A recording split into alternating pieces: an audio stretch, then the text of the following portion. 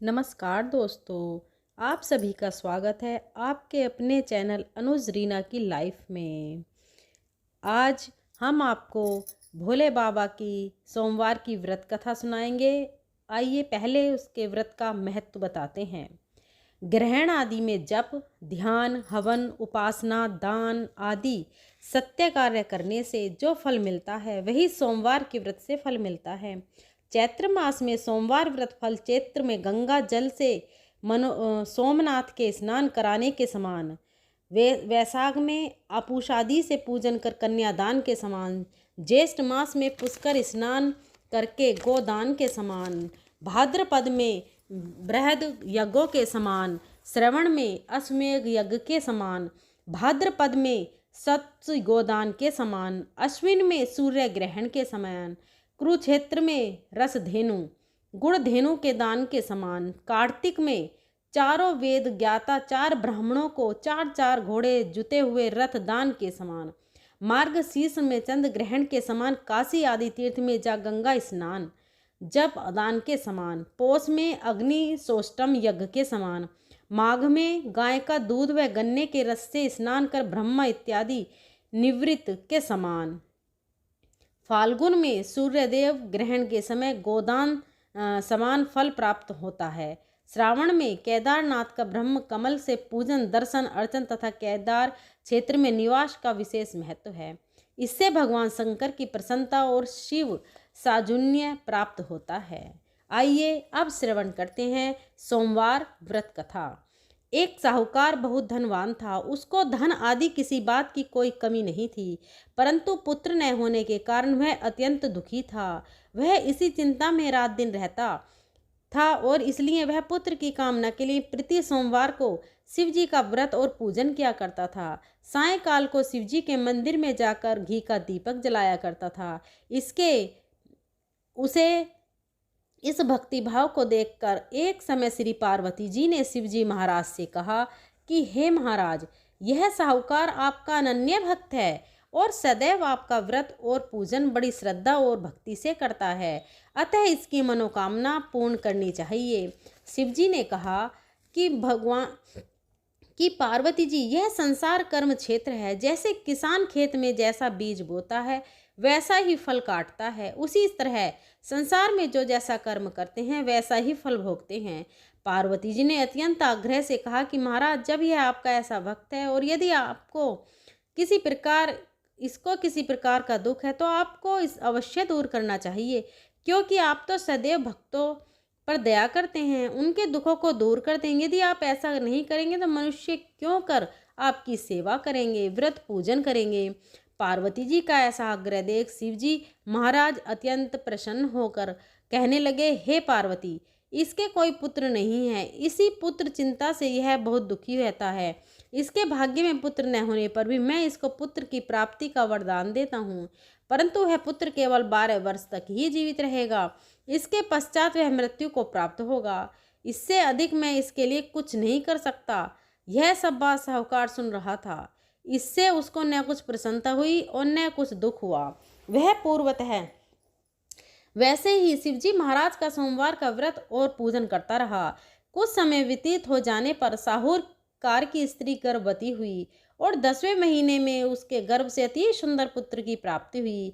साहूकार के घर में बहुत खुशी मनाई गई, परंतु साहूकार ने उसको केवल 12 वर्ष की आयु जानकर अधिक प्रसन्नता प्रकट नहीं की और न ही किसी को भेद बताया। जब वह 9 वर्ष का हो गया तो उस बालक की माता ने उसके पिता से उसके विवाह आदि के लिए कहा, परंतु साहूकार कहने लगा कि मैं अभी इसका विवाह नहीं करूंगा और काशी जी पढ़ने के लिए भेजूंगा।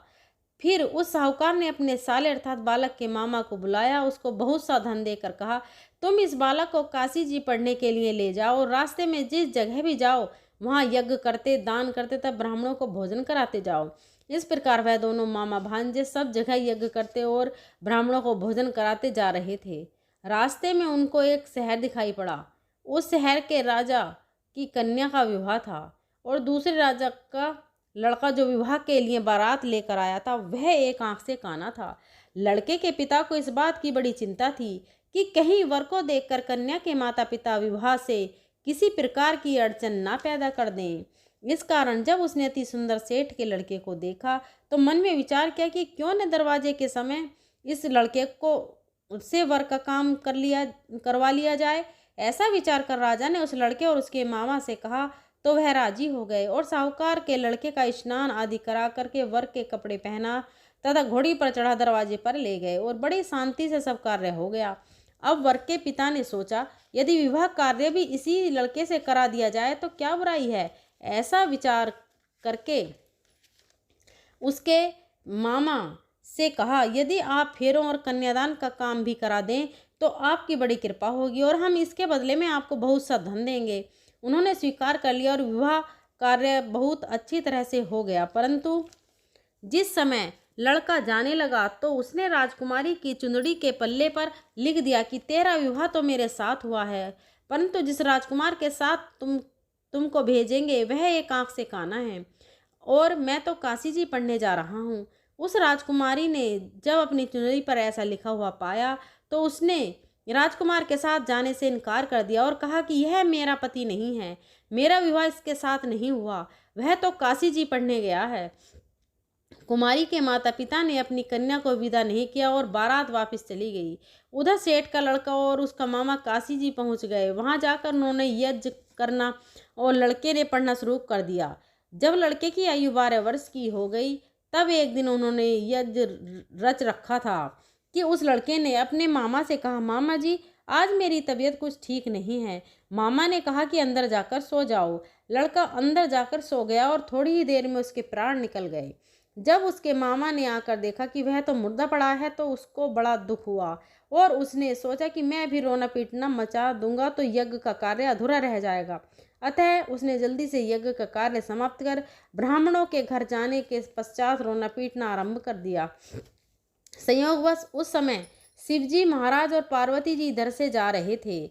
जब उन्होंने जोर जोर से रोने पीटने की आवाज़ सुनी तो पार्वती जी शिवजी को आग्रह करके उसके पास ले गईं और सुंदर लड़के को मरा हुआ देखकर कहने लगी कि महाराज यह तो उसी सेठ का लड़का है जो आपके वरदान से पैदा हुआ था।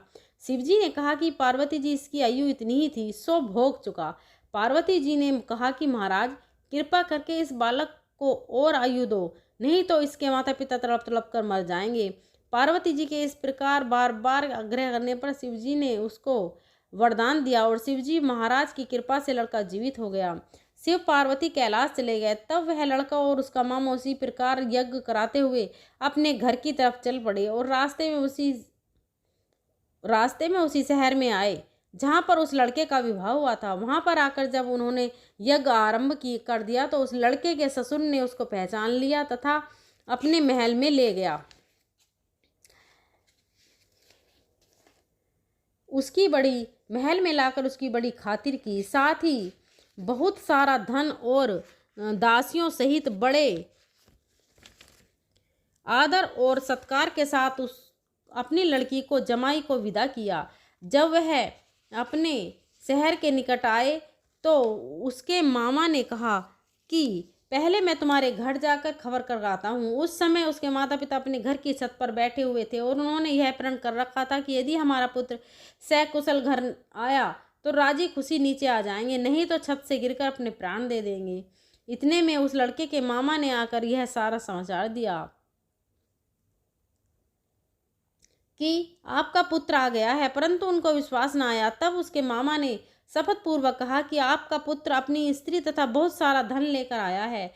उस सेठ ने बड़े आनंद के साथ उनका स्वागत किया और वह बड़ी प्रसन्नता के साथ रहने लगे। इसी प्रकार जो कोई भी सोमवार का व्रत धारण करता है अथवा इस कथा को पढ़ता है या सुनता है या हुंकारा देता है, उसके दुख दूर होकर उसकी समस्त मनोकामनाएं पूर्ण होती हैं। इससे लोक में नाना प्रकार के सुख भोग कर अंत में सदा शिव के लोक की प्राप्ति होती है। बोलो भोले बाबा की जय, पार्वती मैया की जय। जय हो प्रभु। जैसा फल आपने साहूकार को दिया ऐसा ही सबको देना प्रभु। आइए अब श्रवण करते हैं भोले बाबा की आरती। जय शिव ओंकारा प्रभु, जय शिव ओंकारा, ब्रह्मा विष्णु सदा शिव, ब्रह्मा विष्णु शिव अर्धांगी धारा। ओम जय शिव ओंकारा। एकानन चतुरानन पंचानन राजे, प्रभु पंचानन राजे। हंसासन गरुड़ासन वृषवाहन साजे। ओम जय शिव ओंकारा। दो भुज चार चतुर्भुज, दस भुज अति सोहे, प्रभु दस भुज अति सोहे। तीनों रूप निरखता, त्रिभुवन जन मोहे। ओम जय शिव ओंकारा। अक्षय माला वन माला, रुंड माला धारी, प्रभु रुंड माला धारी।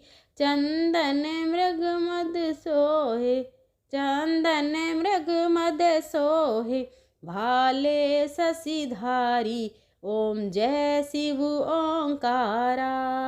श्वेतांबर पीतांबर बाघांबर अंगे, स्वामी बाघांबर अंगे। सनकादिक ब्रह्मादिक भूतादिक संगे। ओम जय शिव ओंकारा। कर के मध्य कमंडल चक्र त्रिशूल धरता, प्रभु चक्र त्रिशूल धरता। जग करता जग हरता, जग पालन करता। ओम जय शिव ओंकारा। ब्रह्मा विष्णु सदाशिव जानत अविवेका, प्रभु जानत अविवेका। प्राणाक्षर के मध्य ये तीनों एका। ओम जय शिव ओंकारा। जय गुण शिव जी की आरती, जो कोई नर गावे, प्रभु प्रेम सहित गावे। कहते शिवानंद स्वामी, कहते हरि हर स्वामी। मन वांछित फल पावे। ओम जय शिव ओंकारा। बोलिए भोलेनाथ की जय, माता पार्वती की जय। दोस्तों, आपको वीडियो कैसी लगी कमेंट बॉक्स में ज़रूर बताएं और जय भोलेनाथ ज़रूर लिखें। और अगर कोई गलती रही हो तो मैं माफ़ी चाहती हूँ, प्लीज़ माफ़ करें। मेरे चैनल अनुज रीना की लाइफ को सब्सक्राइब करें, अपने फ्रेंड और फैमिली में वीडियो को शेयर करें और ऐसी आगे वीडियो पाने के लिए चैनल को सब्सक्राइब करके बेल आइकन को प्रेस ज़रूर करें ताकि आने वाली सभी वीडियो की नोटिफिकेशन आपको पहुंच सके। मिलते हैं अगले कथा के साथ। धन्यवाद।